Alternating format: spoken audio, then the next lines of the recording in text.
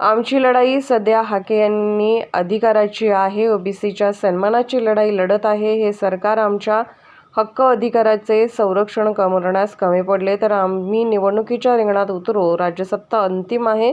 त्यांना मताचे गणित कळत असेल, निवडणुकीचे गणित कळत असेल, आमदार खासदारांचे गणित कळत असेल तर ओबीसी सुद्धा एक वाटेल आणि प्रसंगी आम्हाला निवडणुकीच्या रिंगणात उतरावे लागेल.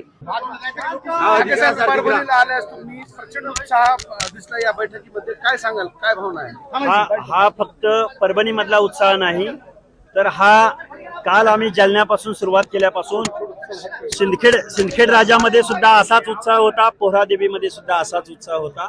आणि जात असताना आम्ही रूटवरती प्रत्येक ठिकाणी प्रत्येक गावोगावचे तरुण, आजूबाजूच्या गावखेड्यातले तरुण रस्त्यावरती येऊन, फाट्यावरती, चौकामध्ये येऊन आमचं हारतुऱ्याने स्वागत करतायत. हजारोंचा जनसमुदाय, 5,000, 10,000, 15,000, 20,000 लोक आम्हाला आडवी येत आहेत.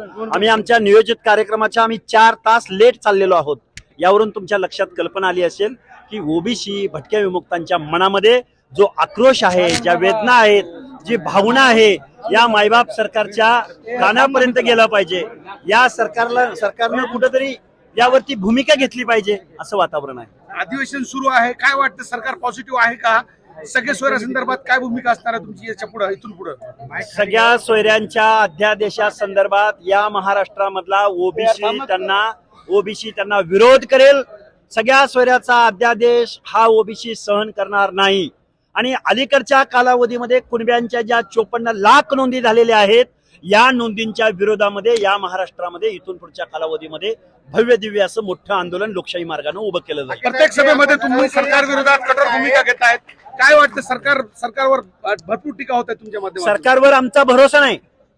सरकार म्हणते आम्ही ओबीसीच्या आरक्षणाला धक्का लागू देणार नाही, आणि दुसऱ्या बाजूला जरांगे म्हणतायत की आम्ही ऑलरेडी कुणब्याच्या नोंदीद्वारे ओबीसीच्या आरक्षणात घुसलोय, 80% घुसलोय, आणि सगळ्या सोयऱ्याच्या अध्यादेशाद्वारे आम्ही 100% घुसणार आहोत. ओबीसीचं आरक्षण संपलं ना. जर मराठा ओबीसीच्या आरक्षणामध्ये आला तर बलुता टिकेल, आलुतेदार टिकतील, भटक्या विमुक्त जाती जमाती टिकतील. त्यांची पोरं मराठा समाजाच्या तरुणांच्या कॉम्पिटिशनला उतरतील का? कारण शिक्षण संस्था त्यांच्या आहेत, नोकऱ्या देणारे ते आहेत. लॉ मेकिंग आणि लॉ इम्प्लिमेंटेशन, कायदा बनवणारे आणि कायदा अंमलात आणणारी माणसं शासनकर्ती जमात कोण आहे? आणि मग शासनकर्ती जमात जर मागास होत असेल तर मग पुढारलं कोण? बलुता पुढारला, ओबीसी पुढारला, ओबीसीनी कारखानदारी चालवली. OBC return again and again निवडून येतात, आमदार खासदार होतात.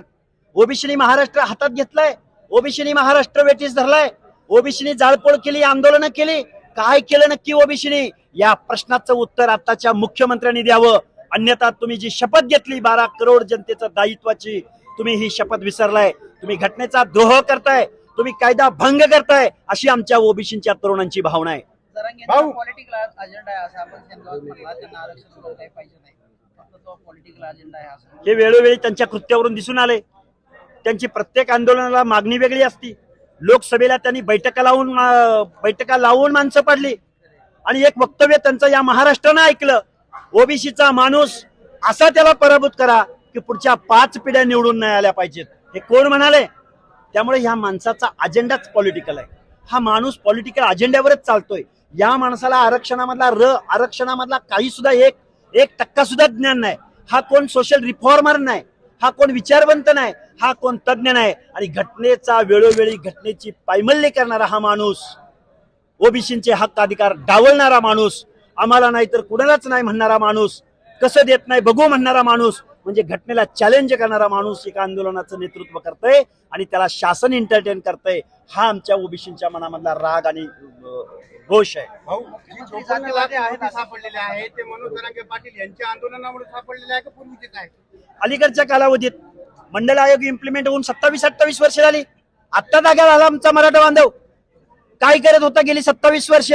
27 वर्ष त्यांना कुणब्याच्या नोंदी सापडल्या नाहीत. जो खरा कुणबी आहे तो ओबीसी आरक्षणातच आहे. आमचा त्यांना कुठलाही विरोध नाही. जो कोकणातला आहे, रायगड जिल्ह्याच्या दक्षिणेला आणि रत्नागिरी जिल्ह्याच्या उत्तरेचा जो कुणबी आहे तो खरा ओबीसी आहे.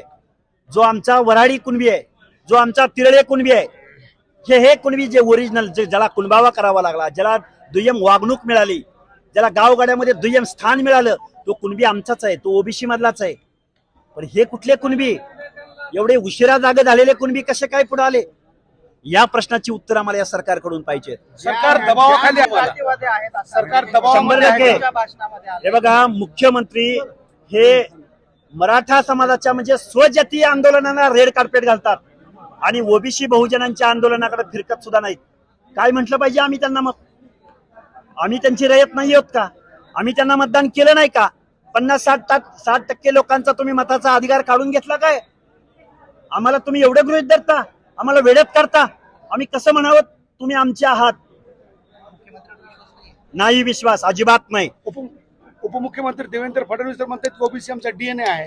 डीएनए असेल तर पुढे यावं आणि खरं काय ते सांगावं की नक्की ओबीसीचं चाललंय काय, झालंय काय, ओबीसीचं द्यावं उत्तर. जरांगे पाटलांच्या मागण्या तर शासनाने मान्य केले की येत्या विधानसभेत प्रत्येक विधानसभेत तुम्ही उमेदवार उभे करणार. हे बघा, आम्ही आता सध्या हक्क आणि अधिकाराची लढाई लढतोय. आम्ही ओबीसीच्या सन्मानाची लढाई लढतोय. गावगाड्यामधला जो नाराज ओबीसी आहे, ज्याला आता तो जो संभ्रमित आहे, त्यांच्या मनामध्ये विश्वास निर्माण करायचं काम करतोय. हे सरकार जर आमच्या हक्क अधिकारांची जर संरक्षण करण्यात कमी पडलं तर आम्ही प्रसंगी त्या सुद्धा ऑप्शनला देणार. राजसत्ता अंतिम आहे. त्यांना मताचं गणित कळत असेल, निवडणुकीचं गणित कळत असेल, आमदार खासदारकीचं गणित कळत असेल तर ओबीसी सुद्धा एकवटेल, ओबीसी सुद्धा एक येईल आणि प्रसंगी आम्हाला तिकडे जावं लागेल. जरांगे पाटील काय प्रतिक्रिया देऊ? जरांगेंच्या जरांगे पाटील येणाऱ्या दिवसामध्ये उमेदवार उभं करण्याचं मत आहे. मग ओबीसी कडून तसं काही विचार सुरू आहे का? जरांगे उमेदवार उभे करून करणार आहेत काय? तुम्ही मुख्यमंत्री तुमचाच आहे, आमदार तुमचेच आहेत, खासदार तुमचेच आहेत. जरांगे भूमिका असणार आहे. आमची भूमिका ओबीसी एकवटेल, ओबीसी विचाराने काम करेल, ओबीसीला मतदान करेल. आज धनगर आरक्षणासंदर्भात महत्वाची बैठक पार पडलेली आहे. शिंदे समिती माहिती मिळाल्यावर त्याचं उत्तर देईन. त्याही चळवळीतला मी कार्यकर्ता आहे. आमच्या 4 पिढ्यांनी लढाई लढलेली.